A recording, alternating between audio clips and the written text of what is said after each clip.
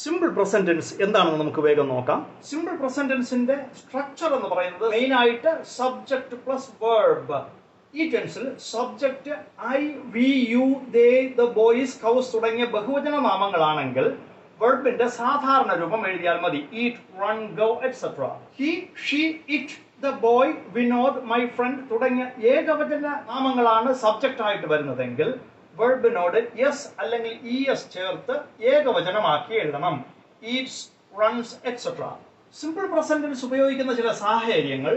First one, universal facts or truths. പ്രപഞ്ച സത്യങ്ങൾ പ്രസ്താവിക്കാൻ ഈ ടെൻസ് ഉപയോഗിക്കുന്നു.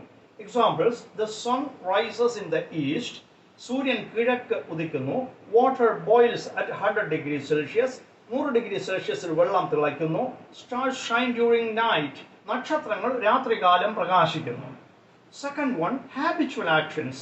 പതിവായി ചെയ്യുന്ന കാര്യങ്ങൾ പ്രസ്താവിക്കാൻ ഈ ടെൻസ് ഉപയോഗിക്കുന്നു. Examples: I go to school every day. ഞാൻ എല്ലാ ദിവസവും സ്കൂളിൽ പോകുന്നു. He goes to church every Sunday. എല്ലാ ഞായറാഴ്ചകളിലും അവൻ പള്ളിയിൽ പോകുന്നു.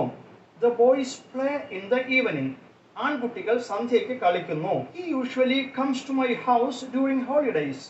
അവധി ദിവസങ്ങളിൽ അവൻ സാധാരണ എന്റെ വീട്ടിൽ വരാറുണ്ട്. സിമ്പിൾ പ്രസന്റ് ടെൻസിനെ കുറിച്ചുള്ള ലഘുവായ വിവരണം മനസ്സിലായി എന്ന് വിശ്വസിക്കുന്നു. Thank you.